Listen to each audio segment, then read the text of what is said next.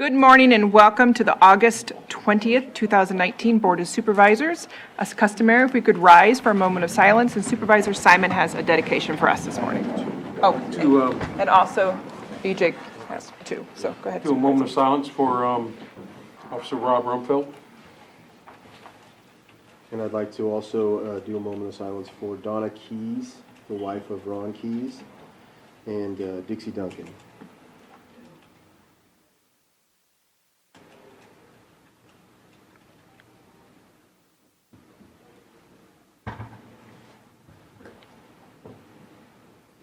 Supervisor Sabatier, could you please lead us in the pledge? Ready? Begin. I pledge allegiance to the flag of the United States of America and to the republic for which it stands, one nation, under God, indivisible, with liberty and justice for all.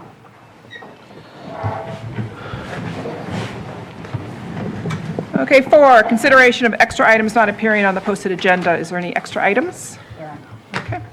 Approval of consent agenda. Consent agenda are items that are seen as non-controversial, and these items can be moved by one motion unless somebody from the board wishes to remove an item for further clarification or discussion.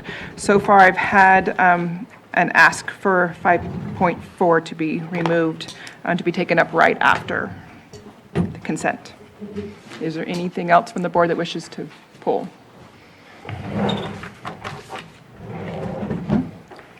Seeing none, then I'm looking for a motion. Madam Chair, I move to approve items 5.1 through 5.8 except 5.4 on the consent agenda. Second. A motion and a second. All in favor? Aye. Any opposed? Motion carries. And we'll go ahead and take up our item 5.4, adopt resolution approving agreement number 18-0689-008-SA with the California Department of Food and Agriculture to provide reimbursement for industrial hemp cultivation program for agreement term April 30th, 2019 through June 30th, 2020. Stephen, if you could just come up and brief us on this, and then if any public has questions, we'll open that. Good morning. Good morning.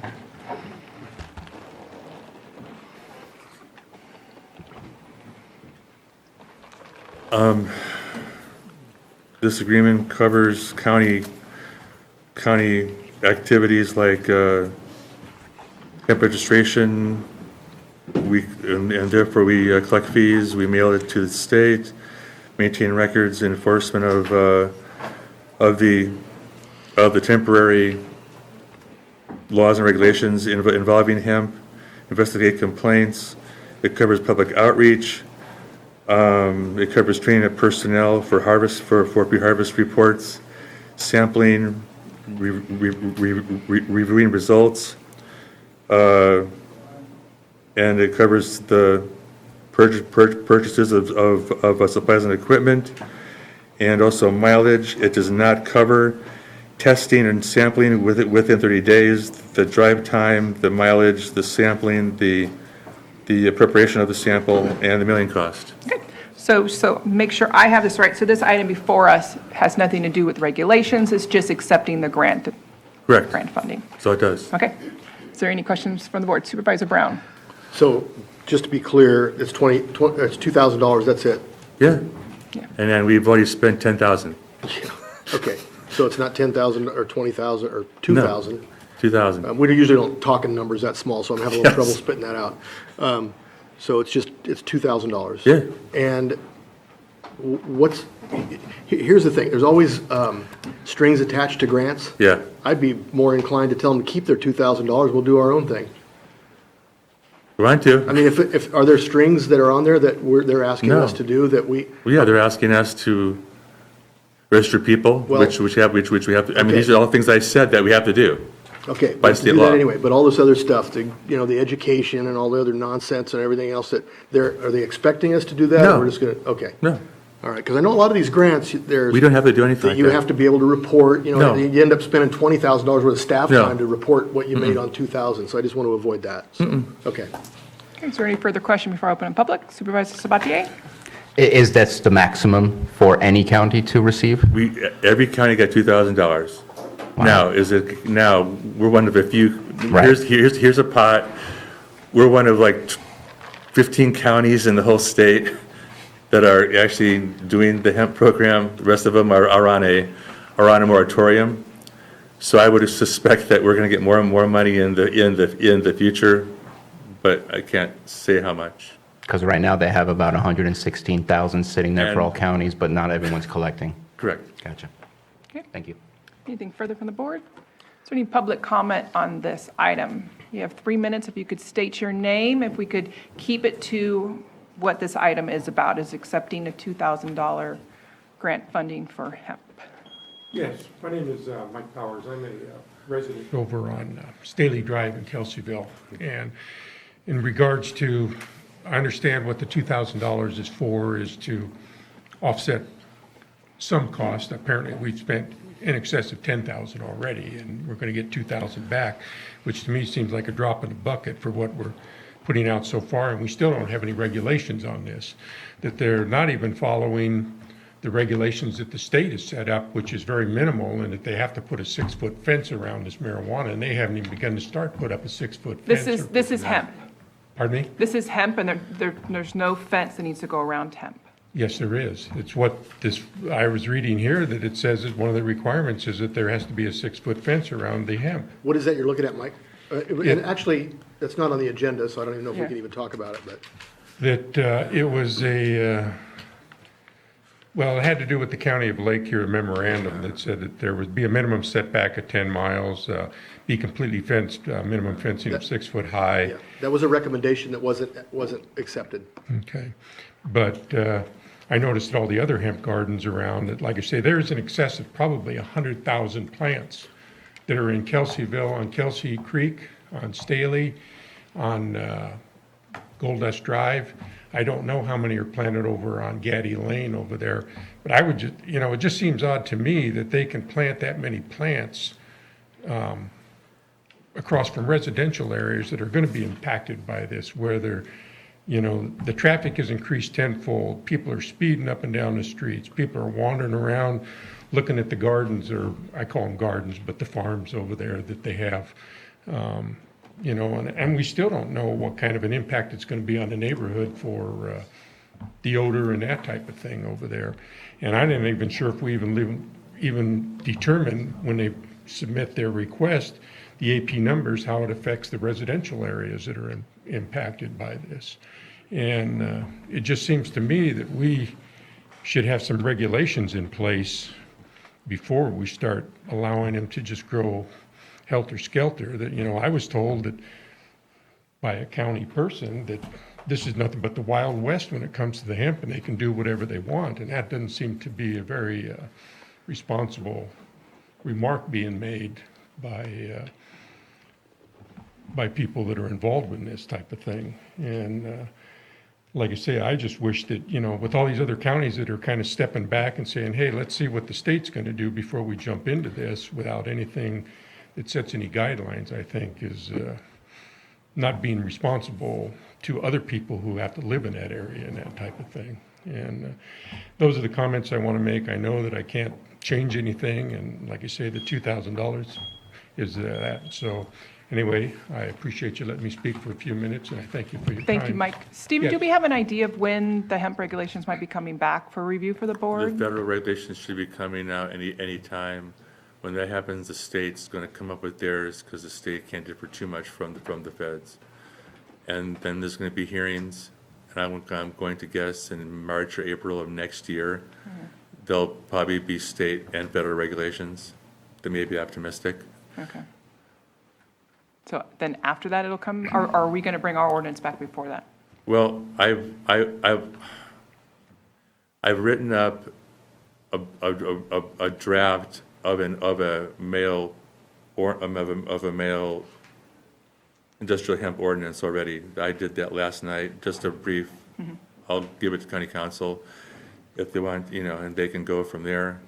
I could go on with the feminized seed. I just said if there are any male plants. I mean, I know there's an issue right now with male plants. That there's any that all male plants have to be removed in the county for hemp. This is not on the agenda. Okay. So Well, I'll shut Anita up. wasn't, how far are you okay. gonna go on I'll shut up. Well, it doesn't require Okay. Anita to tell us when Well, I just didn't know if we're we out of could, compliance, so so. All No, right. I'll shut Pretty up. soon, then maybe we'll be coming it back for more I'll shut- yeah. discussion, further discussion. Okay, thank you. Okay, thank you. And if I may, can I make a point of order that the public comment section might be the best place for comments about regulations, and that comments about the $2,000 from the state specifically would be appropriate for this moment, for this item, just to Okay. kind of separate what the conversation is. All right.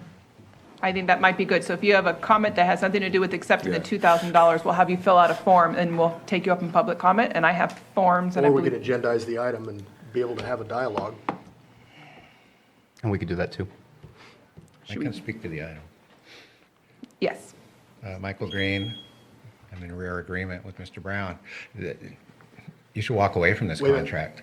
Can you say that again? I'm in rare agreement with Mr. Brown. I heard it the first time, I I know. couldn't believe it. It was like I know. This is a substantial contract, and it's a contract you can't fulfill. There's no there. You don't have the ability, if you wanted to enforce all the terms of those contracts. You would be in breach from day one. $2,000 is a pittance. It's frankly insulting. You couldn't fulfill the contract for 10 times that amount. It's open question whether you could do it for 100 times that amount.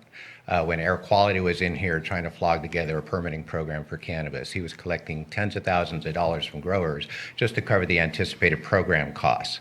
There are anticipated program costs that are outlined in the contract before you. Field investigations, lab testing. We don't have a designated third-party tester. He doesn't have any in-house expertise to do it. So it isn't just the ability to accept the registrations. If all he was doing in this contract was taking the paper and filing it and sending it on to the state, maybe you'd have something in the ballpark. But he's basically signing up to enforce the entirety of the state industrial hemp program as it exists right now. And the county does not have the ability to do it.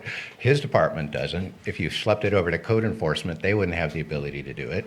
So it really is, take a look at the entirety of the contract and everything you are signing up to do and pledging to do, and don't make promises you can't keep. And at this point, there's no way possible that you can fulfill all the terms of this contract.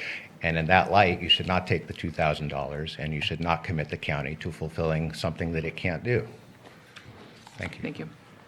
So that's kind of what my question was. So that doesn't sound right. We don't have anything to fulfill. This money can only be used for that if we're going to do that. We've already done it. So If people show up to register for hemp, Right. we have no choice. The Yeah. county does not have a moratorium to sign them up. yeah, So it's the state simply reimbursing us for that job that we had no Right. choice of doing. that we're already doing. That we're already Yeah, doing. so there's no, that was what my original question was, is do we have some kind of grant requirement that says that we have to do all these things in order to qualify? But we don't have to do all of them. No, We have to do any of them. we could do part of it or Yeah, all of okay, it. That's what I thought. So and we've already, this is a reimbursement Yeah, for, so, yeah. yeah. Go ahead. Hi, Mary Draper. And when I read this, it says that you agree to do these things, and that's education, enforcement, that is part of your agreement in signing this contract. And it's going to cost you, I agree with Ron Green, a whole lot more than $2,000. Ron Green's not here. Oh, I mean, sorry. Got the wrong green. Anyway, it's going to cost a lot more than $2,000, and you are agreeing totally to do the things that it's telling you to do. No. My biggest, that's what I read Yeah. in here. And I know that county council can answer that question. But also, my biggest fear is this takes away your autonomy. And I don't know if that's true or not, but it says in here in the things that the commission determines that the requirements for registration pursuant to this division are met, the commissioner shall issue a registration to the applicant. And what they say are met maybe aren't quite the things that you want. Maybe you have decided that there are other things that need to happen here. And I'm afraid this is going to take away your autonomy for $2,000. And, I think that I can get a group of people together to write that $2,000 check instead of making you sign this agreement. Thank you. Thank you, Mary. I just want to Can we, mention real quick, inside the document for this agreement, it's divided into reports, registration activities, how many hours did you spend on doing that, enforcement activities, how many hours have you been doing that. You don't have to fulfill each and every one. You fulfill one of those and you submit that to the state and you get a maximum reimbursement of $2,000. It's not going to say, hey, you didn't do this part, you don't get any of it. It's what did we do? Here's what we've done, and we submit that to the state, and they reimburse us for the activity that we've done. We're already doing this activity, therefore, do we agree that we want to do the other parts? Absolutely, but we're not submitting reimbursement for the parts that we're not doing. We're only submitting reimbursement for the activities we are doing. So that's the way that I'm reading this agreement at this moment in time. Okay, we're going to have Anita weigh in. Hold on, we're going to have Anita weigh in on this. Thank you. Scope of work, and all of the supervisors have touched on it, detail exactly what the county is obligated to do. As they've pointed out, that there's an enforcement of all laws and regulations pertaining to industrial hemp cultivation. Well, to the extent that there are state laws and regulations governing this, you're already bound by those. You could not do otherwise. As far as the key actions, you'll see those in bold in the middle of the first page on scope of work. And then it breaks down, as Supervisor Sabatier was noting, into sections that list the type of activities for which reimbursement can be submitted. So that's the gist of the scope of work. Okay, thank you. thank you. May I ask a question? Sure. On Exhibit B, general terms and conditions, under contracts and consultants, it says recipient agrees to comply with all applicable state, local laws and regulations during the term of this lease, which I know you have to do anyway, but there's a lot that you are agreeing to in that, which is actually work for you. And I am not an attorney, and I will definitely believe anything that county council says. But the way that I was reading it caused great concern. Okay, thank you. Hello, Erin McCarrick. Just a quick question about future costs for the ag chair. Is the department required to do the testing? Are you allowing external testing, like a farmer can take it to Sacramento and get it tested, or does the county have to do it within those 30 days? The county has to do it with 30 days. That's how we're going to do this first go-round. Okay. And is there the staff and the funding to come out to each farm to do it? That's a really good question. Okay. Yeah, because it's 50, the closest place I found was... Oh, you need to be pointing toward the microphone. Sorry, so I'm pick sorry. you up. It's all good. Is this part of the grant? We're very short-staffed. We have no insect trappers. We're not meeting our state contract, for example, on that, because we don't have enough. Okay, we have to stay on. So Sorry, I was just, Okay, because, I mean, if they can here's get the any, deal. I might be But diverting. the sheriff is going to help us out with 2 people, and I'm hoping that between a new hire and us and the sheriff, we have enough time. I was just saying, I support if there's any additional grant funding, if it doesn't tie the hands too bad. So I guess it's a moment of support. Okay, and we'll talk about this, but those being tested should pay for the testing, so. Your board They're can pay- set this as a full-blown agenda that's what we item need to do. anytime you wish. Okay. Let's do it for this afternoon if that's possible. No, I'm kidding. Kidding. We're not doing it this afternoon, just so people don't come back. Okay, there's no further public comment, then I'll bring it back to the board for action. Madam Chair, I move to approve resolution approving agreement number 18068900-SA with the California Department of Food and Ag to provide reimbursement for industrial hemp cultivation program for agreement term April 30th, 2019 through June 30th, 2020. Second. A motion and a second. All in favor? Aye. Any opposed? Motion carries.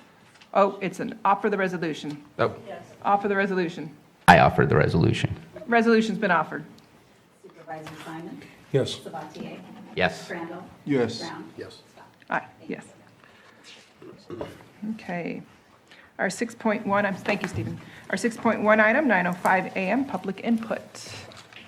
And we will start with Marilyn Waits.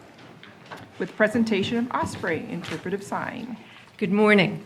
I'm past president of the Redbud Audubon chapter, and we are delighted and proud to present to the Board of Supervisors this beautiful new interpretive panel about Osprey. We have one in English, one in Spanish, and they will be installed in the next few days at Lakeside County Park. This was a very special situation because there were a couple of trees in the middle of the open space at Lakeside, and an osprey pair chose to build their nest and raise their young there every year for a number of years. It attracted great attention from the public because you could see the nest from almost anywhere in the parking lot or in the main area of the park. And then the tree that the osprey were using was diseased, and the county had to cut it down for fear it would fall and injure people. And one of our members came to us and said, isn't there a way we could put up an osprey pole replacing the trees when they have to come down? And so we started on that process. What is wonderful about this project is that it was a cooperative effort of Redbud as a nonprofit, the county through the Fish and Wildlife Advisory Committee, which obtained the funds from you to do these panels, and then most importantly, Calpine. And I want to introduce Dan Cole, who is a construction manager up there, who stepped forward and said, we can help you with this. He found funds from the community fund at Calpine so that we could purchase a pole. That's almost $5,000 just to buy one of those poles. And then they provided funds for the equipment. A machine came from Ukiah to put it up. Then we had to get a telescopic boom to get the nest back on top once the platform was up there. All of that finally happened in February of this year. A year ago, April, Terry Knight, our outdoors writer, came to me and said, well, if you're putting the pole up, how about putting a sign that explains what amazing birds osprey are? They come all the way from South America every year to do their breeding here at Clear Lake during the summer. And so Terry's member of the advisory committee obtained the funds to do that. And as a result, this week, we have a tangible gift to Lake County that will be enjoyed by all the people coming to the park. We invite you to come this Saturday at 10 o'clock. We're going to have a brief dedication ceremony with cookies and lemonade at the end. And we really are pleased at this chance to add to nature education for people who love our county park. Thank you. Thank you. Okay, Gary Buckles. Gary Buckles, Highland Springs Road, traffic issue ongoing. Thank you. Gary Buckles is my name. I live on Highland Springs Road and have for 26 years. I spoke to the board 2 weeks ago about traffic problems out there, and the first thing I'd like to do is please come out and see me. Come out to my home, drive out there, and take a look at the scarred oak trees from vehicles hitting them, the scarred telephone poles, the skid marks on the road. As I spoke last time, about 3 months ago, we had two 17-year-old girls critically injured. I don't know what their condition is right now, local Kelseyville girls. We've had accident after accident. Since I spoke to you 2 weeks ago, there has been a very close call. Another car on a Monday lost control and barely made it through. I've been involved in law enforcement and small business owner for over 50 years, and I know that when a problem is predictable, it's preventable. This is preventable. I know of no other county road in this county, and I've been over, I think I've been on every road in this county at one time or another that's had as many accidents and close calls as this road. Someone is going to get killed, period. It's a wonder it hasn't happened yet. One of the things that I mentioned last time, I've traveled to different counties, and one of the things that they have surrounding their chevron signs and their mileposts or mile-an-hour signs is little flashing red lights. So I went on Amazon and found that they sell for about $40. So I called DPW, and I'm not here, as I said last time, to complain about DPW. In fact, they've been more than helpful. Kyle in particular, been more than helpful. Kyle did call me back, and to put those sorts of flashing lights that will actually meet county road standards would be about $12,000. I was happy to pay, I told them initially for them, figuring they'd be $400 or $500, and I would be happy to front that out of my own pocket with no problem. Something needs to be done. Please come out and see me. My phone number's on that paper. You're invited anytime. I'm typically home on weekends is all because I do work out of county now. But bad things are happening out there. People are drinking. There may be a broader issue you need to look at in terms of people drinking in the park. That I'm really not that familiar with, but I am familiar with that corner and the accidents that regularly happen there. Thank you very much. Gary, I appreciate you bringing this to our attention. Again, I have been in contact with Scott, and he's looking at that road to see what he can do to help mitigate the issues out there. So, Thank you very much. Supervisor Brown, did you? No, that's what I was going to suggest, that he talk to you. Yeah, because I've been it's already not- working it's with not a- Scott. We've all been out there, but it's in your district, so it's kind of a, We're working on it. Lance Williams would like to discuss hemp seed license options. Hello there, Lance Williams. Our corporation is called Hemp Corporation, spelled HENNP, and there seems to be a lot of things going on in the county. It was spoken of this morning with hemp, and trying to figure out what to do. I've been speaking here a couple times about hemp going through for sure, but the hemp seed licenses seem to be a concern to me. I guess there's 80 acres. We are worried about lone males coming up, or hermaphrodites, which are male and female plants. But turns out there's now 80 acres that have seed licenses. And that goes against the cannabis industry. It goes against the hemp industry that is trying to make oil. And so what I'm looking for from the board is some kind of movement, maybe adding this to an agenda item, where we talk about this and maybe consider a moratorium on hemp seed licenses until we come up with something. I would like to see maybe indoor facilities for hemp seed. I would like to see maybe greenhouses. But again, as it was brought up this morning, everyone's a little bit concerned about hemp, and nothing was really done except get the license. Now, I want some laws, but I don't want it to be overdone by any means, because I don't want the restrictions. But we're also still dealing with cannabis taxes that are coming in, and we have a hemp seed producer right next to one of the cannabis people that has already paid their, $40-some thousand in taxes. So I would like something. The state says that there should be at least a 16,000 buffer zone when it comes to hemp seed, but we don't even have that kind of written in. So it seems like it's a very hot topic, and I would like to discuss this. And again, right now, the only thing I could think of is a moratorium until we figure this out, because we were only concerned about that 1 or 2 lone males. We're not talking about 80 acres where maybe 10-20% are just males in that pollen, and that could destroy the cannabis, it could destroy the hemp. And so there seems to be a lot of things. We rushed to it, we got it through, but now I think we need to maybe pull back a little bit. So if this could be brought up at some point in time, so we're not just sitting out here in the open kind of wondering, hey, what is going to happen? Also, I'd like to say that I'm really sad to hear that one of the hemp farms was vandalized, where someone tried to destroy it. I'm still trying to figure out which one it is. I believe it might have been the one on 29. And then we just before Renfro Drive in Kelseyville. So is that the one right on 29? Yeah, it's right, it's just before you get. When you're coming down the hill on 29, you look to your right if you're coming Yeah. from this direction? Okay. So that was vandalized. It didn't look too bad, but then we're running to another issue. I was told that they It's maybe... pretty bad. Yeah. It's hard to see from the road. Yeah, it's sprayed with Roundup. Yeah, so this is my next problem that I have, is that cannabis, that whole crop would be destroyed. I still see that crop up, and they're trying to save it. So we have Roundup now going in to the whole CBD industry, and unless they rip that thing out, again, we don't have any regulations, people are going to be intaking Roundup. And we already know the lawsuits with that, and Gallows, my neighbor, they don't even use Roundup anymore. So again, it looks like there's a lot of angst here. So I know that this has to be brought up, and that's why I came in this morning, just to say we need to do something. Thank you again. Thank you, Lance. Richard Durham, hemp seed production.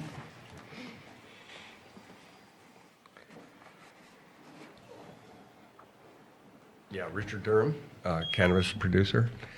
I just wanted to say that I would like to see a little moratorium on the hemp also. The pollen could really ruin our industry. We've already paid all our dues to the county, state, and the county's going to be making a lot of money off of us. If the hemp isn't regulated and to protect us, we're out of business. And I think we've already paid our dues. We've been good stewards of the land, and now this is a new industry coming on that could affect us negatively.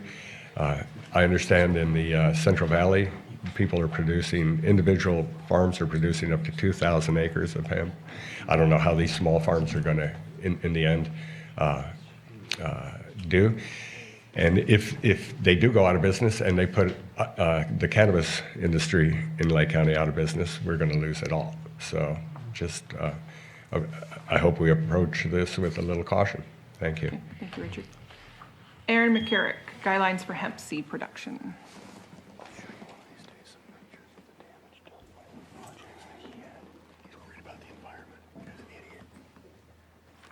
Hello, Aaron McCarrick, and we're bringing this up now just because it is timely, because harvest is coming. So if there's any way to create any sort of guidelines or oversight on this, it'd be awesome. And in terms of, I emailed the board and Carol a link to the UC Davis requirements by the state to be a seed producer. And some of the folks who are putting their product to seed this year, or potentially putting their product to seed this year, most likely aren't in compliance. It's a pretty regimented academic procedure to do it. So the link basically says there has to be isolation requirements, there has to be registration requirements, and yeah, so I just want to support the scientific background to keep the two separate from each other and protect that industry. That's all. Okay, thank you. Is it Albie Wilder? Hemp meeting. Bless you. Did I get that right? Albee, A-L-B-E-E? No? Okay. Daniel Kelly asked for a place on the next supervisors meeting regarding some planning department issues. Yes. Good morning.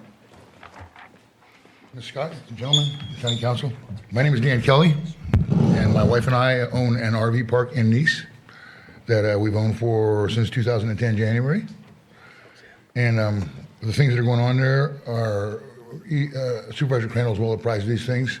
And Supervisor Brown has been with us for as many years as we've been trying to get this squared away, and he knows quite a bit about it as well. So we'd like to ask for an opportunity to be on the agenda at the next supervisors meeting because of several reasons. And I'm going to break them down quickly here in order of my importance, at least anyway. And the first reason why is because over the course of the last 9 years, we've had nothing but the problems trying to get this place off the ground. And we had a meeting finally with Ms. Delval in the planning department. Mr. Crandall was there, Ms. Fulton was there, our realtor Jim Maliulo was there, I was there obviously, and so were planning. And at that time, they decided that maybe $50,000 was a little bit much to charge us for a major use permit for an RV park that's been there since 1941 that Judge Freeborn built. So Ms. Delval said that she'd charge us $3,100 or $3,000, I can't remember, it was $3,000 and change. We were elated, we were happy as heck. We thought finally we were gonna get our state license so we could get this done. Then I called Eric Porter on Thursday, which was 5 days after our meeting, and said, look, Eric, I need to get our major use permit. He said, well, I don't have it ready yet, and we're closed Friday, so come on in Monday and get it. Well, when I got in there Monday, it had 5 pages of conditions on it that I'd never seen before. I'd never seen them before the planning meeting. I'd never seen them before. And on top of that, it's my understanding yesterday from talking to Melissa Fulton that Ms. Delval told Ms. Fulton that I was supposed to receive this packet before the meeting, which makes sense, but we never received it. We've never received the letters from planning. None of these issues were discussed at the meeting. The conditions that were given to us make the permit useless. We have a car wash with no driveways and no water.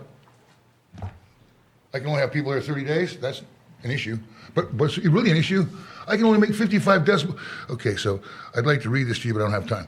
It says I can only make 55 decibels during the daytime at the fence lines.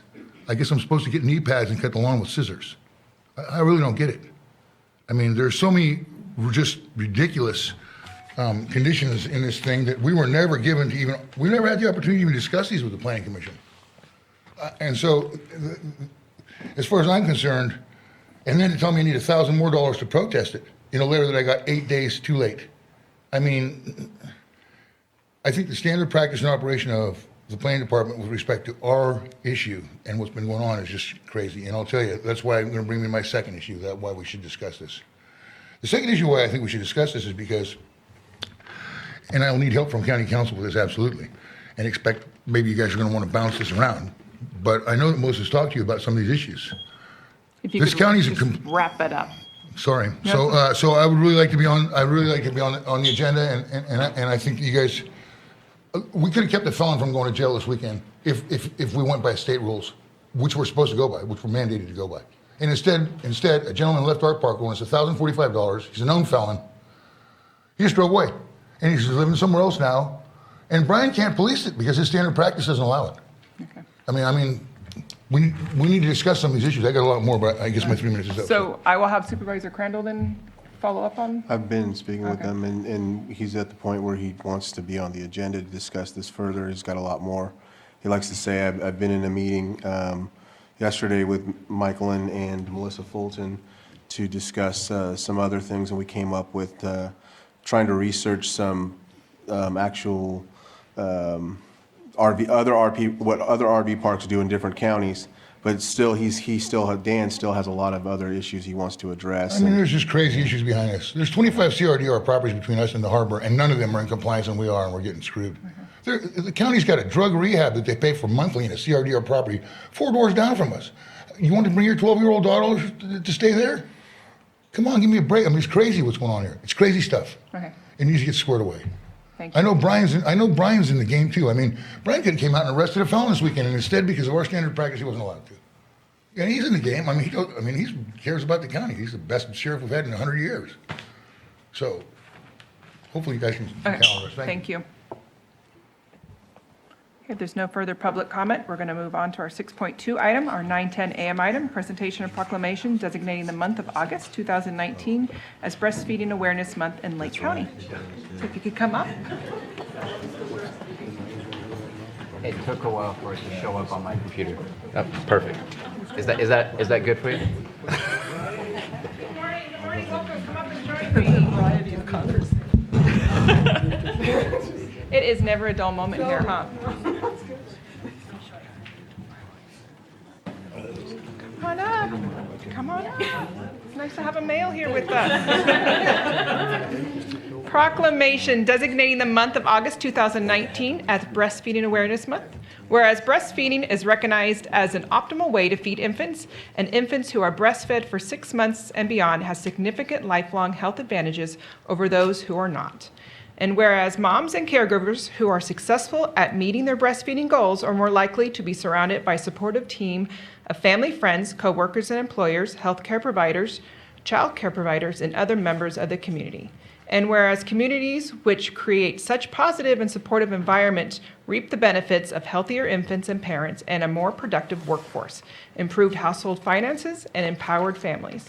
And whereas the United States Breastfeeding Committee declared August National Breastfeeding Month, and the World Alliance of Breastfeeding Action celebrates 26 years of global action supporting breastfeeding in the theme Empower Parents, Enable Breastfeeding, focusing on supporting both parents to be empowered as a vital in the role of realizing their breastfeeding goals. Now therefore it be proclaimed that the Lake County Board of Supervisors does hereby designate the month of August 2019 as Breastfeeding Awareness Month and urges all citizens to work together to empower parents, enable breastfeeding now and for the future. Passed and adopted this 20th day of August 2019. Thank you. And is somebody wanting to come up and say something?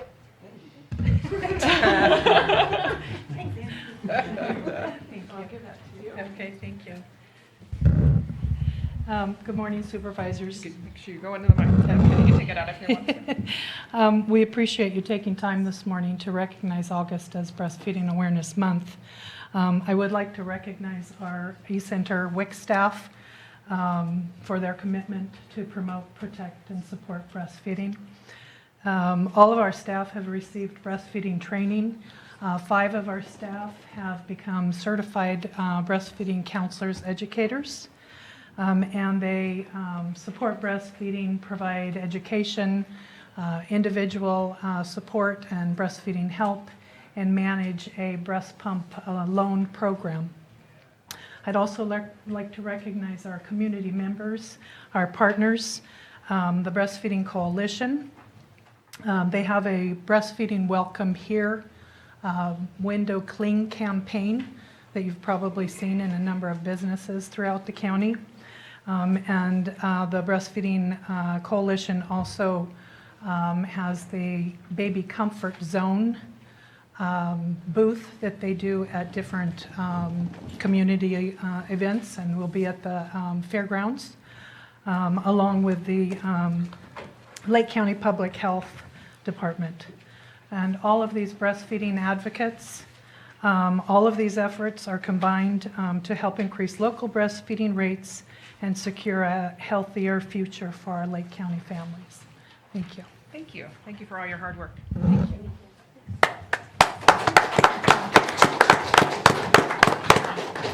Back for a picture. Back for a picture. Oh, back for a picture.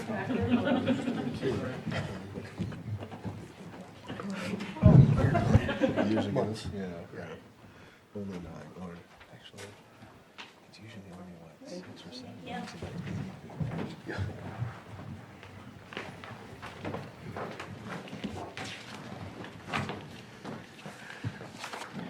Our 6.3 item, 9:30 a.m., Potter Valley Project, resolution of intent to participate in a consortium formed to address the region's water supply and the endangerment salmon species in the Eel River and the Upper Russian River. County Council, Anita. Thank you, Madam Chair. What you see before you is a possible draft resolution that is more reflective of your board's desire to participate in these discussions without evincing any particular position going into those discussions, and to keep then Lake County's hand in the process and being able to comment throughout. If your board has suggested changes or corrections or additions, those can be made relatively easily. Here comes Supervisor Crandall. Yes, there's something I have to add. I got a call yesterday. Everything is fine with I read it to Janet Polly, who I spoke with. I think she was one of the folks on the steering committee for the whole coalition that's conducting the NOI. And after the meeting yesterday, they had stated that, I mentioned last week's meeting that we could come to the planning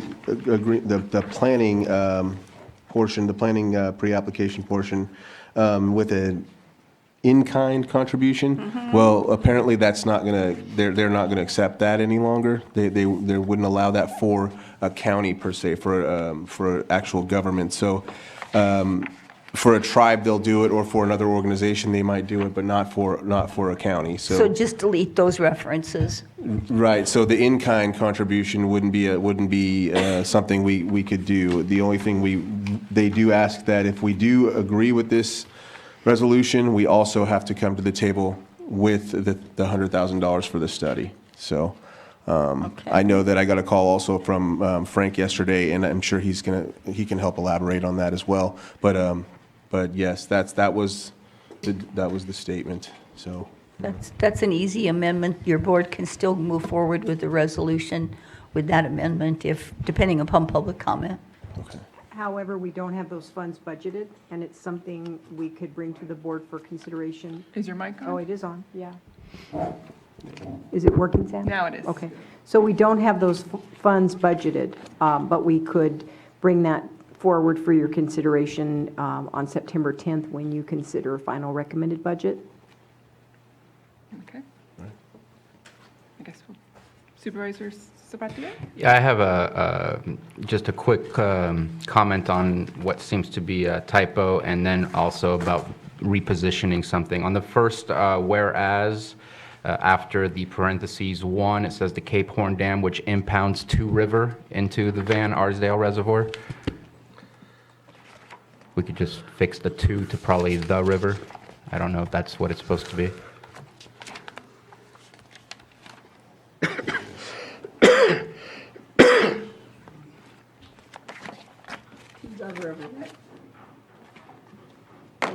Okay. And then on the second whereas, I'm talking about my own opinion here. I'm definitely looking at the board to see if they agree. We are also looking, one of my priorities is the impacts to Lake County, including Lake Pillsbury business and residents. Is it possible to move that from being last on that list to being first on that list? Because it just seems like it's an add-on to, rather than what we're it doesn't change the what's written on there, other than it's what's the first thing that we are looking for from that committee. Because it says the Potter Valley Ad Hoc Committee, and that committee, which includes the Lake County, Mendocino County, and Humboldt County among its participants, then comma, then it starts listing the things that it wants to do. And if we can somehow, in my opinion, move what's important for the impact of Lake County to the top, rather than making it the last item, just I took them in the order in which they appeared online on the website in terms of the impacts to Lake County was, I believe, a secondary goal or a partial goal, but it's up to you how your board wants to organize these comments. So if you'd like to move that one first. just because I take it that those original comments were written by the group, where at that point in time, we did not have a representative to state where or how it was worded. I would note that, of course, this states the group, the goals of the committee, so the order won't establish a priority for the committee itself. I recognize that. Okay. And we're not saying that this is a priority, the others are secondary. Just because it's coming from us, I'd like to put our priorities at the very front of what we are looking for from this committee. And it doesn't state it's the priority of the committee, but by being first, I think it kind of underlies a statement that it is one of our priorities to make sure that we are looking for the better good of Lake County. That's easily fixed. Being picky, but just thought I'd put it out there. Anything further before I open it up to public comment? Okay. Public comment on this item, if you could limit it to 3 minutes and first state your name.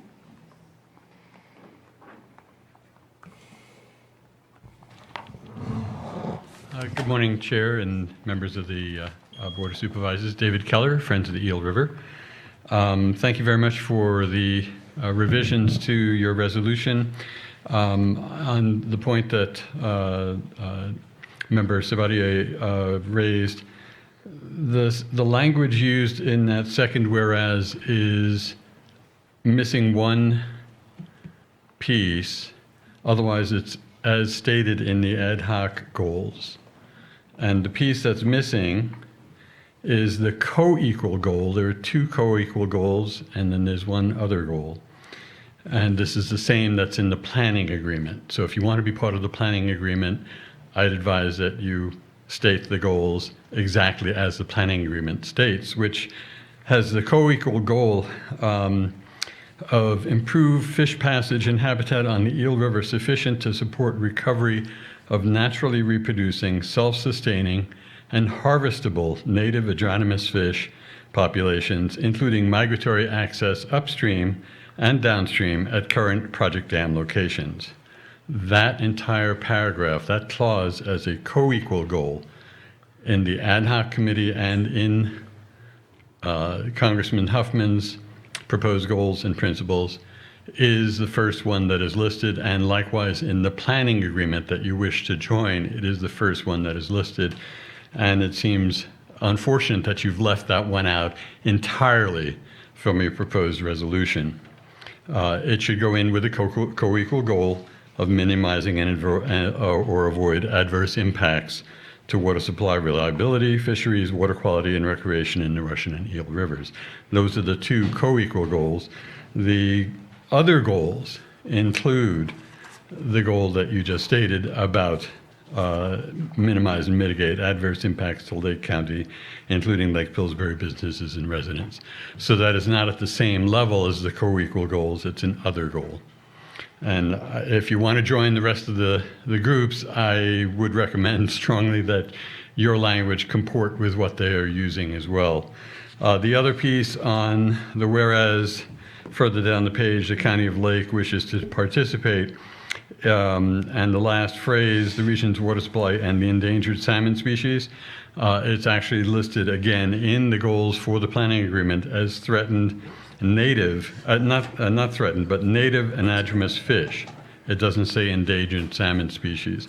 And that appears both in that whereas and on the flip side, number 3, now therefore, that should be replaced with native anadromous fish. If you do that, I think you're then in consonance with the planning agreement language as well as with the ad hoc committee language. If you don't want to do that, I think you're going to run into some problems. Thank you very much. Appreciate it. If you have any questions, be happy to answer. Okay, thank you. Any further public comment?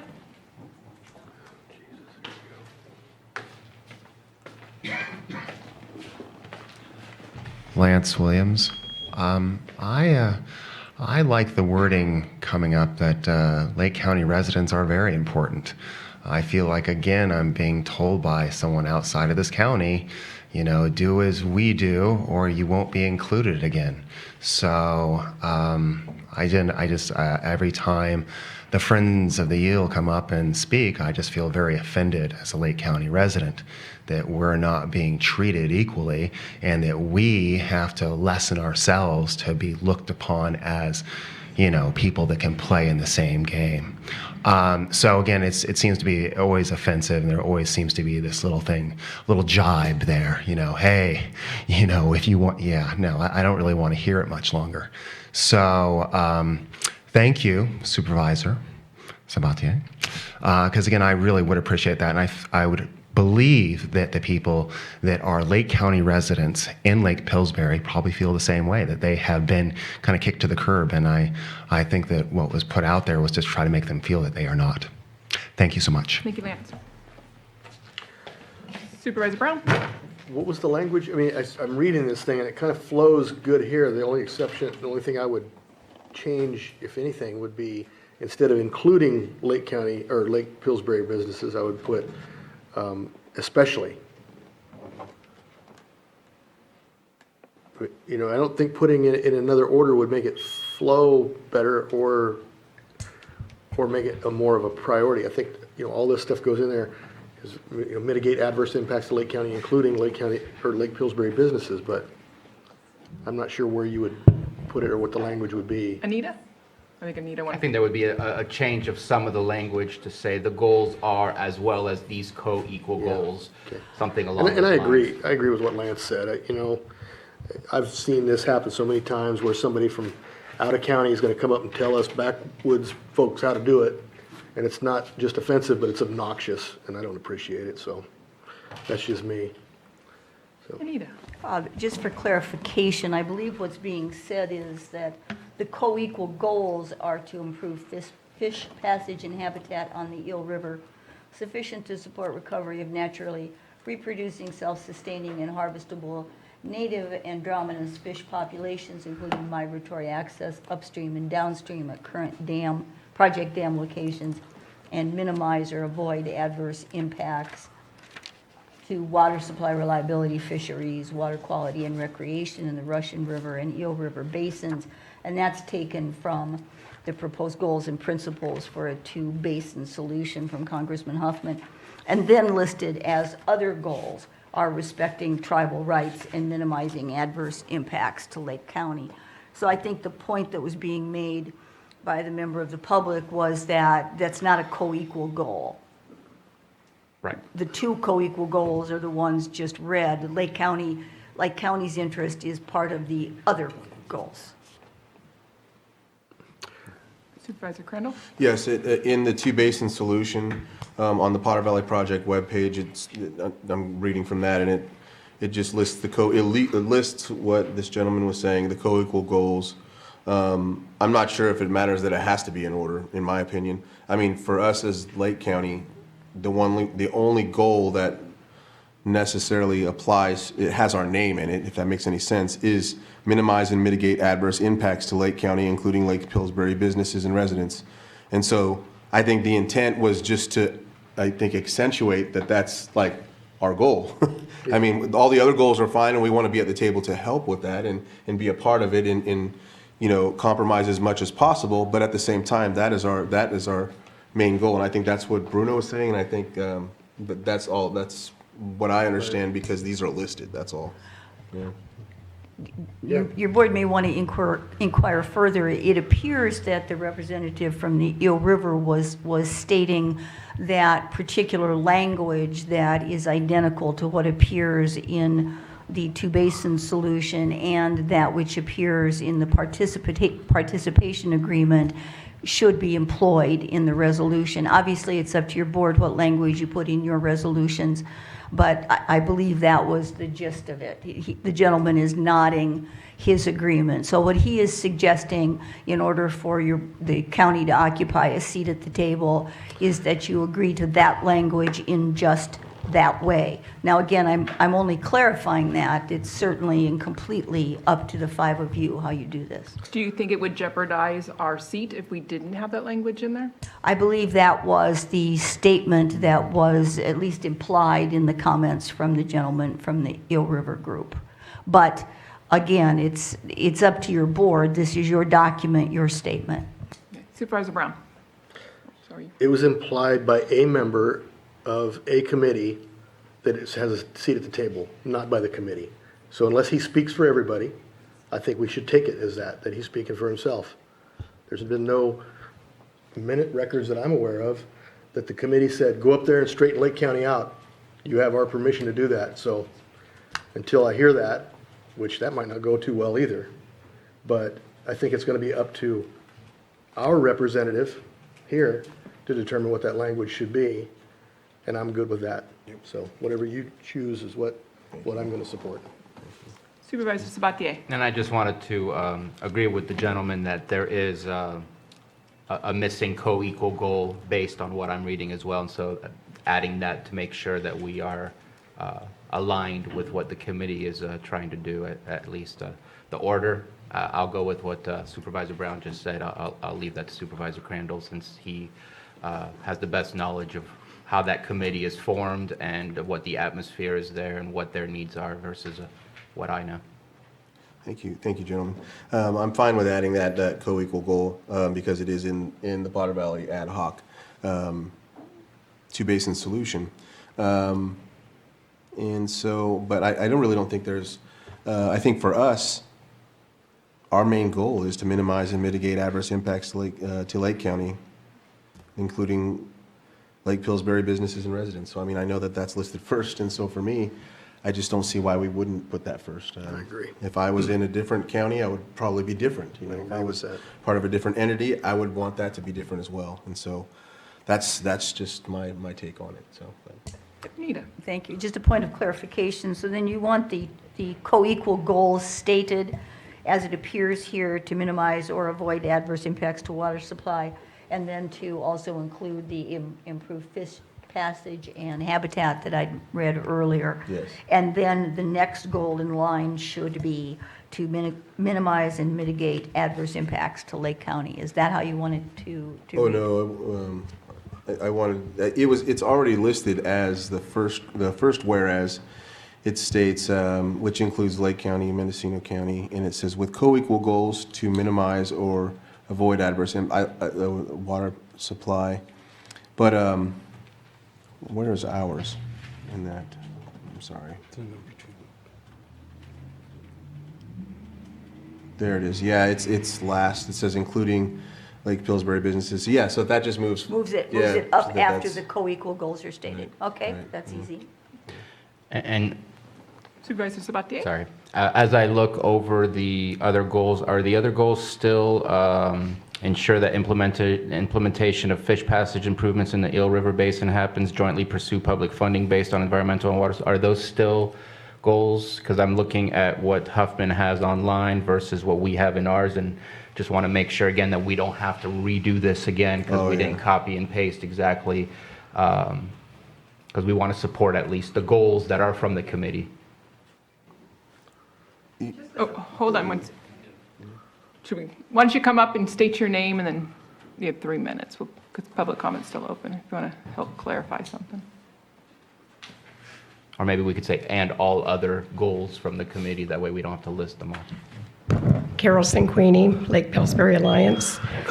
I think that I don't think you're required, point of clarification, not required to specifically follow the charter from the ad hoc committee, but I think the interest is that you share the desire and the willingness to advance the goals and principles of the two-basin solution proposed by the ad hoc committee. It sounds less harsh. If you are included and you're prepared to work toward advancing those goals, the charter itself is attached to the planning agreement itself. Excellent. So I think that there's a way to meet the language requirement, if you will, and still state your own position on this.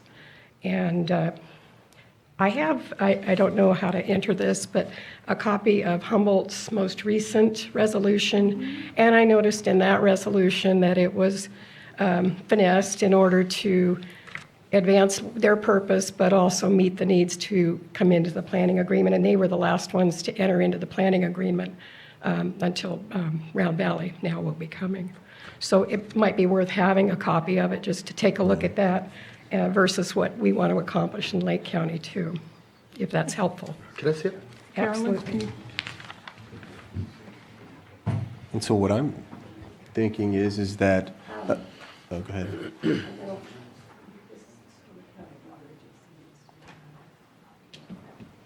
So what I'm thinking is that as long as we write the co-equal and all goals and principles for a two-basin solution, especially minimize and mitigate, would that suffice, do you think? Yes. Yes. One other point in the second whereas, I believe Sonoma County Water Agency should also be included in that language. The planning agreement includes all 4 parties at this point. Okay. Thank you. Thank you, Carol. Supervisor Spate, did you have something? No, I already. Is there any further public comment on this item? Okay, seeing none, I'll bring it back to the board for further discussion, and then the resolution to be offered with clarifications.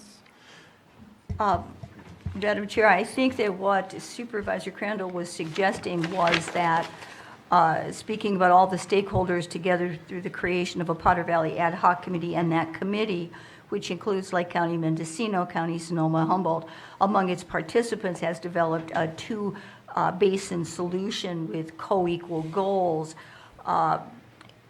as stated in the position statement, or reference to that document can be added in. And then additional goals include and state Lake County's goal, if you're all right with that, which was to Does that work? Yeah, that's what I was to getting. minimize That's and what I heard from mitigate Carol. adverse impacts to Lake County, especially Lake Pillsbury businesses and residents. And stop there. Is that acceptable? So it would just be a summation and refer to the proposed goals and principles of that were issued by Congressman Huffman as to the details of the two-basin solution. You can just attach that to the resolution, so it's clear. I'm good with that. Good. So, in just reading this, just a point of interest for me. Are we in there? No, we're not. Right. Yeah, it says that the County of Humboldt hereby commits to work together with California Trout Incorporated, Mendocino County Inland Water and Power Commission, Sonoma County Water Agency, and other stakeholders. Oh, I guess that's maybe us. Yeah, to study the feasibility of forming a regional entity and developing a potential licensing proposal for Potter Valley project to advance the following shared objective. So, yeah, we're a footnote as another shareholder or whatever, so. Yeah. I had that change, typographical insert in the whereas to the river as opposed to river, and then to delete references to potential in-kind contributions to the resolution. Yes. Is that, if that sums up the amendments to this resolution, then your board can approve it subject to the amendments. I think the amendments, thank you, Anita, for that. And So just to accentuate, the steering committee will be able to nominate us into the planning agreement stage with this resolution and in essence, pledge that we will bring forth $100,000. And it has to be, it's either the $100,000 or they're more than likely not going to accept us. So I just want to accentuate that before we vote on it, and that's not understood. So that will be something that exactly what the CAO had mentioned, that we would have to look at that in the budget as well and readdress that. So Where the funds would come Where from. the funds will come from. Okay. Okay. So that's all I have, and if anyone doesn't have anything else, I'll offer the resolution. As amended. As amended. Okay, the resolution's been offered. Please call roll. Yes. Aye. Aye. Right? Aye. Thank you. Okay, we will move on to our, since I have Scott in the audience, our 7.3 item, consideration of change order number 2 for the Upper Lake pedestrian improvements for Upper Lake High, Middle, and Elementary School project, state project number ATPL 5914-103, bid number 18-11 for the increase of $1,031.86 and the revised contract amount of $406,359.95, and authorize the chair to sign. Good morning, Scott. Good morning. I have a couple of change orders. The first one's change order number 2. We needed to modify a couple of the drain inlet boxes. It was a field modification so that things fit correctly. Nominal charge from the contractor of $1,031.86. We are recommending your board approve that change order. And if you have any questions, I'll be happy to answer them. Any questions from Scott? Any public comment on this item? Seeing no movement, I'll bring it back to the board for action. 7.3, right? Yes. Madam Chair, I recommend to approve change order number 2, and that we authorize the chair to execute said change order for an increase of $1,031.86 and revised contract amount of $406,359.95. Second. I have a motion and a second. All in favor? Aye. Any opposed? Motion carries. 7.4, consideration of change order number 3 for Upper Lake improvements for Upper Lake High, Middle, and Elementary School project, state project number ATPL 5914-103, bid number 18-11 for a decrease of $3,235.52 and revised contract amount of $403,124.43, and authorize the chair to sign. Good morning. This particular item, we eliminated some of the work for the contractor, in specifically the placement of no parking zones and no parking striping. We are a little bit ahead of ourselves. There's no resolution for the no parking zone. That's going to take quite a bit of time to put together, and we need to get this project wrapped up. And so what we elected to do was eliminate that bid item, which reflects the deduction. And then what we're going to do is monitor that area, and if it becomes clear that we need a no parking area there, then we'll be coming to your board with the appropriate resolutions, and we'll take care of the signing and striping with county forces at a later date. Okay, thank you. Is there any questions or comments from the board? Any questions or comments from the public on this item? See no movement, I'll bring it back to the board for action. Madam Chair, I motion to approve change order number 3 and to authorize the chair to execute said change order for a decrease of $3,235.52 and a revised contract amount of $403,124.43. Second. I have a motion and a second. All in favor? Aye. And opposed? Motion carries. Thank you. Scott. I love net negatives. 7.2, discussion and consideration of transient occupying tax appeals. Patrick Carol. Sullivan, our tax administrator, is going to present this item.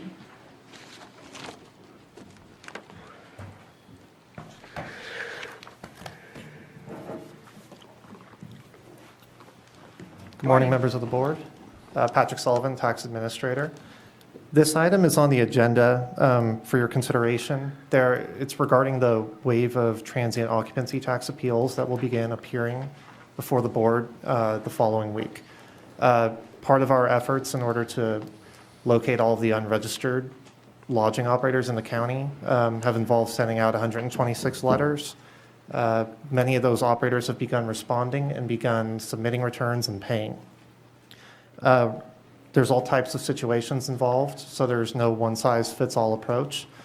But at this point, between 20 and 40 people could possibly end up filing an appeal that will share the circumstances coming next week.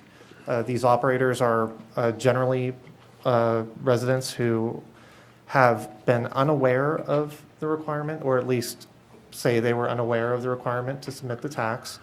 They have not collected the tax, and they are now cooperating with our efforts to bring them into compliance. So I believe 6 of those appeals will be before your board next week. This is an opportunity to possibly address those beforehand if your board so chooses. The resolution being proposed would offer discretion to the administrative office to work out a settlement with those appellants in advance. We could address the penalties and interest if your board so desired. Otherwise, if no action is taken, all these operators will appear before your board next week. And Supervisor Brown? so, and the other option is, even if we give you the discretion, give the office the discretion, and they still don't accept it, they still are on for appeal, so they can still come before us. Yes. So they don't lose that opportunity, so. They do not lose the opportunity. And regardless, some of those operators are requesting a waiver of base taxes entirely. So there's different types of requests coming through. Some people are going to want a waiver of just penalties and interest. Some will want waiver of everything for the last 3 years. Okay. I have a question. Do we have any other departments in our county that waives fees like this? I would. Yes. So like other taxes, we work with our, For the most part, we do not. No, we waive, we have appeals that come and. Your board does. Yeah, the Yes. board does, that's what I'm talking about. But she asked if I departments are got you, yeah, waiving yeah, fees. department, yeah. so departments do not have. Well, okay, so let me ask you about that, because I know a lot of the cases that we get, people that have concerns with the tax assessor's office, with the assessments, the original assessments, they have made adjustments up there without coming to the board. But there's a state law predicate Right, that allows for right. that under Yeah. particular circumstances. Which this is allowed here, I'm assuming that's why we're even having that discussion. So if we approve this, then that will be allowed, the same as that, to have that discretion to adjust those. Right now, I Without coming believe here. the discretion to hear these vests with your board, so you can delegate. Okay, so let me, I'm stating it badly. The tax assessor right now has the ability, like you said, under his state code, state formula, to make those adjustments. Correct? Yes, Okay, by And- their particular, right. And so that's what they're asking for here, not based on a state code, but based on our own, but it's the same concept. It That is. you can, that's what I'm talking about. Yeah, we're presenting an option to you. Yeah. Your other option, of course, is to just begin hearing the appeals. Yeah, And the board make its own decision. Yeah, so when she asked if we do this in the other agency, that's the agency that we do it in. They adjust a lot of those, because I know a lot of them that if, we would have assessment appeals every week if it wasn't for their ability to do it up there. So I know they do it. Debbie works with people all the time. no, they do it, again, prescribed standards, Right. which is, Well, that's what this would be. if you make a couple adjustments, Yeah. it will be. Yeah, And, that's what- and we allow them to knock off the penalties and interest other than just reassessing, or is it just reassessing it? Well, that would be up to your, how and under what circumstances you would delegate that authority, keeping in mind that a delegation of authority has to be ministerial, not discretionary. So those things that you would consider extenuating, you have to give the CAO some indication of what those would be, including but not limited to people who were, I'm just throwing things out, new to the area, people who were first-time innkeepers, something that would establish some criteria, because otherwise extenuating circumstances is too broad. I would point out as well that there is a mechanism for appeals of a different sort through the treasurer tax collector. What makes this situation unusual is that no one is disputing the facts underlying these appeals. It's not a dispute over the amount of revenue owed, the amount of tax assessed. Normally, and I would imagine in the future, after we get through these initial rounds, those would be the types of appeals that would normally come before the board. And those can be dealt with in the treasurer tax collector's office.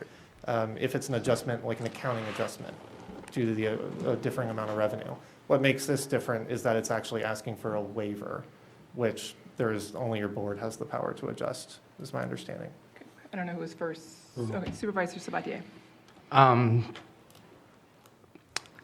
So I'm not in the mood for granting this authority to waive transient occupancy tax interest and penalties. I think that when you're running a business, you should have a certain amount of knowledge that you're running a business, and if you're not paying taxes, then you're not participating in the greater good of your community. In fact, you're taking away and you're creating an unfair business practice for the ones who are paying TOT tax, our hoteliers and other lodgings. And you're taking advantage of that. And for us to say, thank you for taking advantage, you're okay, you're good to go, I don't think is the right message to send as we move forward. I think we need to make sure that people are cooperating with the laws, and ignorance of the law is not an acceptable excuse, in my opinion. The majority of the people that we are talking about today are not the specific ones that are asking for waivers, but the group that we started with, a majority of them just paid it off and said, you're right, I didn't pay my TOT tax, I should have paid my TOT tax, here you are. We're dealing with a small minority who said no, and now we're about to back up our entire process, where if we say yes to this group, we need to be fair to the other group and say, hey, you paid your fines and fees, we're gonna give you back your fines and fees as well. To me, that is too much work to move forward. We need to say, this is the standard, this is how we operate. If you're gonna do this type of business, this is what you need to do. If you didn't know, now you know. And I personally do not want to grant the ability to waive fees and interest when you've been potentially harming our honest, working businesses who are doing this type of business, and also not providing back to the county, which provides the services back to the residents of our communities. So I think that this is not the time to say we're going to give money back. We are in a fiscal crisis situation where giving money back should not be done lightly. So I don't believe that we should be granting this authority, and I think that we should be hearing the appeals out at the board and making the decision there. Supervisor Simon. Yeah. Well, I appreciate you bringing this to us. You know, probably a year or so when I first came on the board, we were talking, at least this was one of the first things I thought we'd go after. So I'm glad that we've got it to the board. I think what comes to us today is an opportunity to work with the individuals who, whether they knew or they didn't know, have come in, and they have all paid at this point, correct? Do we have compliance on this point? These operators have either paid or have made payment arrangements. They're going to enter into a payment plan. Okay. Yeah. And not all of them is appealed as we're going. So my thought would be, and this is my feelings on it, that they are going to be doing what needs to be done in the future. I think it should be opened up to each and every one that has appealed or has not appealed in this round.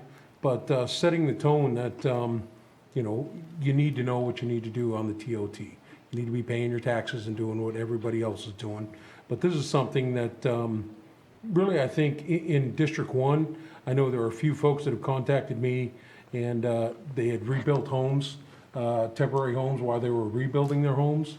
And then they turned around and saw an opportunity to have a business. You know, whether or not they went about it the right way, some of them didn't, but we made them aware, and they stepped up and paid what they needed to pay. So I'm in the interest of looking at waiving not the taxes, just the penalty and the interest is all that would be considered in this motion, and given the authority to Carol and the County Administrative Office to work through that process, I think would be a fair and equal way to do it. So those are my thoughts on it. Supervisor Brown. What, I know you've looked at this sum. What kind of money are you anticipating as far as the fees and not the interest and penalties? So for this, we don't have final numbers yet of everyone that's submitted, but from what I've seen so far, there's probably about 20 operators that would meet the same criteria as this initial waive. There could be up to 40, but that's not yet known. The amount of money is likely $10,000 or less in penalties or interest. Okay, so, and I appreciate what Bruno's saying. You know, you want to treat everybody fairly, you want to do everything consistent. That consistency is very, very important. But I'm not down with spending you know, $30,000 staff time and appeals and all this other stuff to try to get $10,000. I think having a reset is not a big deal. I think I'm with Moak. I think, doing it this time, giving it the discretion. It's not gonna be an ongoing thing. This is a reset for right now. If you make a mistake next time, you're gonna pay.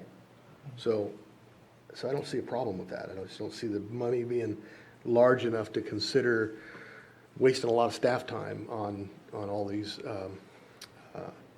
appeals and really going after it. Because, like you say, it's speculation as it is anyway. It's an honor system, this whole TOT thing. It's really tough to actually prove, get evidence that this is what you owe us. So, Yes, to a certain extent, it is difficult. It's a lot of work to try to prove out the revenue that was earned. So Patrick, would this open a wormhole that we may have to return some other fees and penalties for people that paid it if we let others not have to pay that? There are operators who have paid interest and penalties that did not appeal, which I think was referenced earlier. So there would, if those people were given the opportunity to appeal, we could reach out to them if it was the board's choice, and we would ultimately have to refund those monies. Go ahead. okay, thank you. And that's not uncommon for us to do that. We change fees, we charge fees, we do stuff. We just did it with the air quality thing. We're gonna give all that money back to those other people? Is that what the plan is? So we do that, and it's unfortunate, but we're, trying, this is something fairly new to us too. Inundated. I'm more inclined to just tell them, hey, thank you for bringing tourists to Lake County, let's see how that works. I don't even care about collecting the TOT tax that much, to be honest with you, but it's what we have. We have the law, we have the rules, so we have to do that. But for right now, I think we do the reset and just move on, so. Supervisor Crandall? Yeah, I wasn't trying to insinuate, I knew that you were on that kidding. subject. I'm just talking about extenuating circumstances. I'd like to list them out, as I think was brought up by Anita earlier. I would like, if we're gonna move forward with this, I would like to have those listed out rather than leaving it broad. So what could some of So those the be? resolution could say extenuating circumstances were to be found such as, Yes. and I'll look to Patrick to suggest The a such as. top few. I think to meet the purposes of this initial round, that would encompass people who at least assert they did not know about the tax, that they did not collect that tax, and they complied. We gave people various deadlines to reach out, and about a third of the operators have reached out, maybe closer to half. So if they comply with our effort and make their payment or make the payment plan, that would accommodate the vast majority of these appeals that we're likely to see. But it wouldn't be those that keep dodging us and dodging us and dodging us, and then we have to Right. chase and chase and chase. Which would be the problem with we didn't know. Because I don't know about you, but every time I've been stopped for speeding, I had no idea where that speeding sign was. I didn't know. So, I'm trying to think what that would look like, you speeding. I've never gotten a ticket, but I have gotten Never been caught. caught. No, I've been caught, I just never, I'm pleasant. The, You mean you have sped? Such a rebel. yeah, I You have am. actually sped? I would never admit that. The point is that you might want to give a little bit more, not just we didn't know, but perhaps, new innkeeper type thing and didn't know, something so that it wouldn't cover everyone, because I didn't know is completely impossible to disprove. It'll be everybody. That's what it won't I'm be saying. extenuating I think a circumstances. first-time operator a new operator would resolve that, because there are people that have gone delinquent in the past and have stopped paying, and we're also reaching out to them. So it wouldn't be our intention to So give they them already knew a 'cause waiver they of used to pay. interest and Okay, penalties. yeah. Right, but intent's difficult, so if your board would accept a first-time innkeeper or whatever the correct verbiage is. First time for what period? Though, for like within the year? Years. Within, We've gone 3 years, right? Is that how far we've gone back? Yeah, the ordinance does have a record-keeping requirement of 3 years, so we did restrict our efforts to those 3 years. So if we were to use that period, that would resolve it. Yeah. so was a new innkeeper during the 3-year period? Yes. Okay. Supervisor Sabatier? I just had a question for you. So I know that you've been working on this for a while, one of your key projects. How much money as a whole for TOT are we looking to obtain based on all your research of who's doing Airbnb, who's not paying, who's not registered? What approximate, I'm not looking for a detailed, I'm not trying to quote you on it, but what approximate amount are we looking at that we've been lacking over the past 3 years in collecting?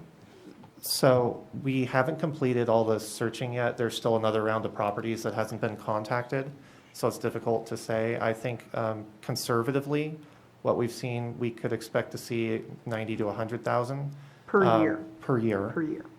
We've brought in, from what I can see, about 60 or 70,000 so far, but that includes payment going back through the 3-year period. So I think roughly 100,000 a year would be conservative. It could end up being higher, but without having the rest of the information, I wouldn't be ready to commit to anything beyond that. And I just want to say 2 things, and then I'll be done. One, we approved of doing the TID here. This is in effect to how successful the TID could be if we are not collecting all of these. And also, in my opinion, we find ourselves in this situation because of the inability of the tax collector's office to go after these, to collect as much possible of the TOT. So I think that this is something we need to solve and move forward in the future, but we have to recognize why it is that we're here. My last question, I lied, last question.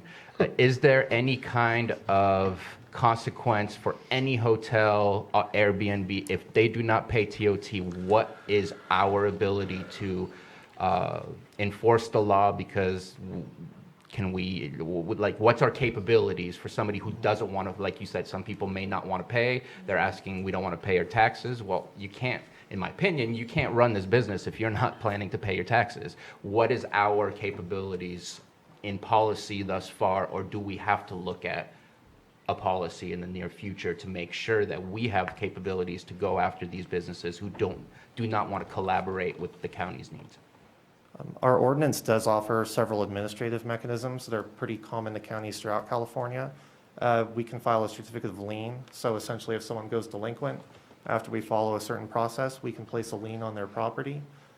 Generally, that is pretty successful. Usually operators do own land and there is an actual asset there to attach to.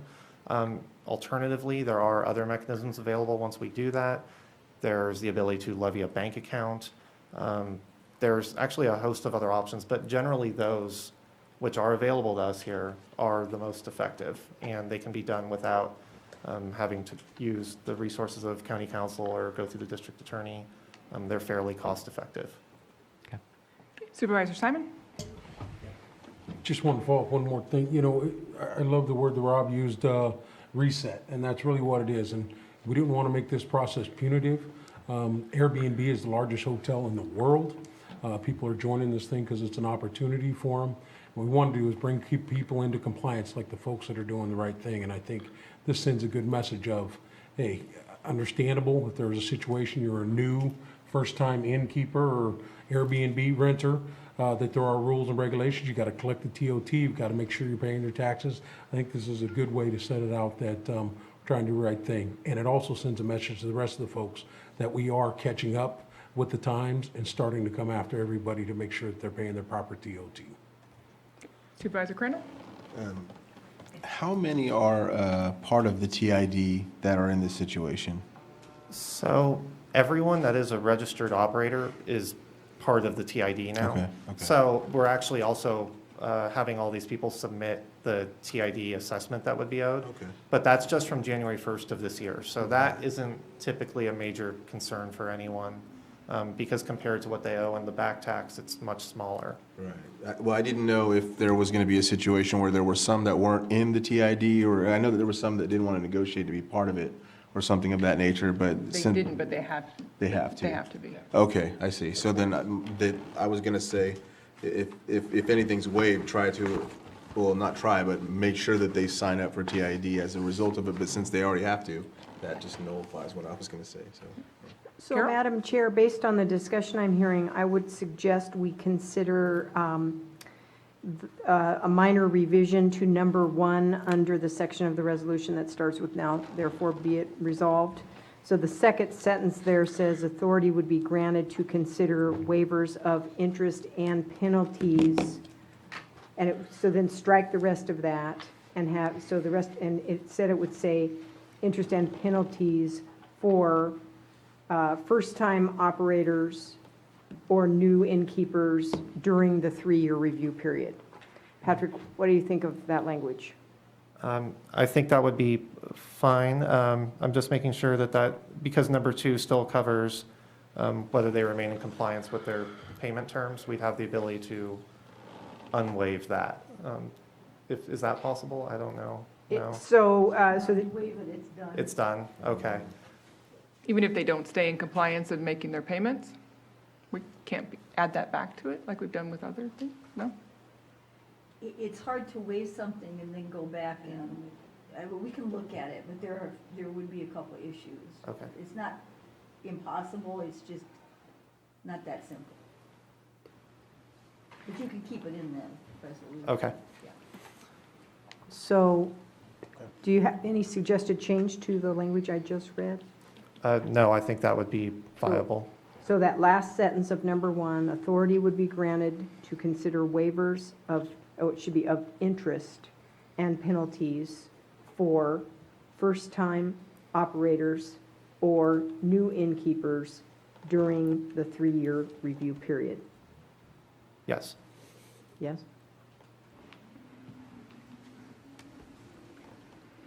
With that, I will open up to public comment. Is there any public comment on this item? Okay, seeing no movement, I'll bring it back to the board. Madam Chair, I'll offer the resolution As amended. as amended.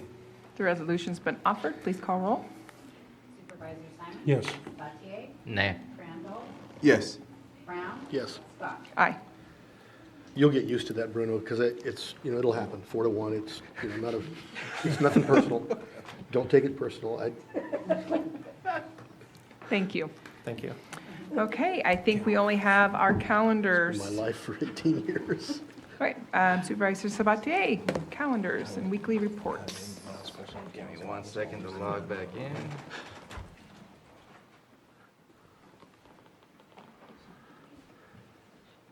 I believe this afternoon I will be meeting with Supervisor Crandall to discuss some common issues in both of our districts.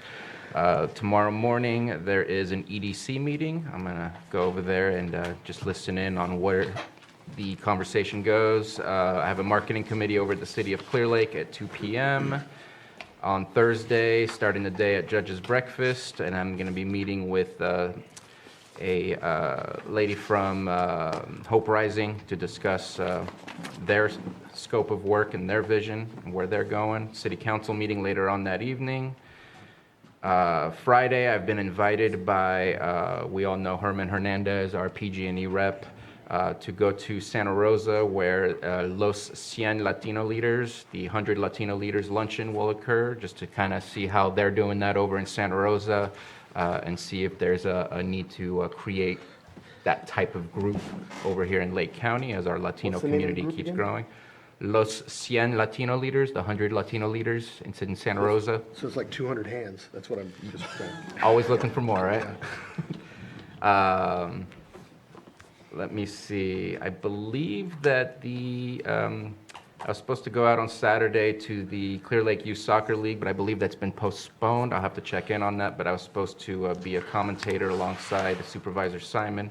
We'll have to check in and make sure. And then I'll be back here on Monday to be ready for my meetings and meet with the CAO, and Tuesday back here for a meeting. All right, Supervisor Simon.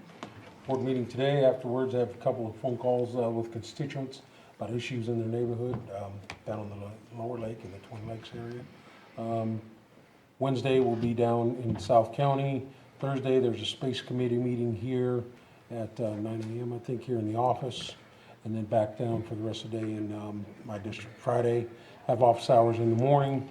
We have the first football game for, I think Lake County kicks off the season this on the Friday night. So we have Napa, Middletown. Yeah, I was expecting to go out on the 24th. I didn't get any notice that it was canceled, but We'll see we'll what reach out to the board members. I know they're looking for coaches. Right. I think that's a situation. Coaches and referee shortages. If you know anybody who's interested, reach out. I know they were training a bunch of folks at the scrimmage the other night for as far as referees go. So please do that if you're interested. Don't have anything on the 25th, back here on the 26th we're meeting with Carol, and then obviously that week is Fair Week, so we get ready for that. Yep. Supervisor Brown. So, we had originally discussed meeting with the district attorney, but She did confirm. she is gonna, Yeah, so. Is that at 11:30 this morning? It's supposed to be at 11, so, but we also need to do agenda review, and it depends on how long closed session will go. So if you and Supervisor Simon can stick around, I'd like to see if we can, I think we'll need to push it back a little. But So if you can, I'd like to have that. push it back to, okay, so let me ask you this then, so, because I got something else I'm trying to work in, squeeze in there too. The water resources. That was supposed to be at 11:30. Those can all be pushed back a little if you Okay. would like. Okay. Both will just be very brief. Okay, so I can do my other, as soon as closed session's over. Yeah, then I'll come back. I think agenda review will be very brief too, but would you like us to delay agenda review? And would that work for Chair I can Scott stick if we around. did? Yeah. I don't mind, I'm just making other things I'm trying to squeeze in. Yeah. So, okay, so we are doing that anyway. We're meeting with the district attorney over vehicle policy. We're meeting with water resources. Just boom, boom, ad boom, hoc. as soon as we get out of here. Okay, so that's today too? All right. Yeah. And I'm part of that, so. Yeah. You are. Brief, brief, brief. What time's that? As soon as we're free. Got it. Yeah, okay. And then I have down the Space Committee meeting for the 22nd. That is That's correct, at 9 a.m. 9 a.m., okay. And so I'm going to be at that. And then on the 24th, I'm doing another docent trip on Canocti in the morning, so I'm looking forward to that, and back in the office on Monday. Hey, Supervisor Crandall. And then back to, just kidding. Okay. To what? Back to, on Tuesday, I'll be attending my 53rd meeting. Oh. 53 left, Marking yeah. them off the calendar. So, yeah. Not that he's counting. So I got, Should have a special meeting on Monday. Go ahead. Let me know how that works out. so the water resources ad hoc will be after this. I meet with Bruno a little later to discuss the projects in the North Shore. Meeting with another constituent as well after the meeting. So I got to fit all those together somehow. Let's see. Tomorrow I have my Worth. Last week I thought it was the Worth meeting. I rushed back from the RCRC meeting, found out they moved it to this week, so I have that. Thursday I have to attend a funeral, so I won't be able to attend the Area Agency on Aging, but Tina has agreed to go to that for me.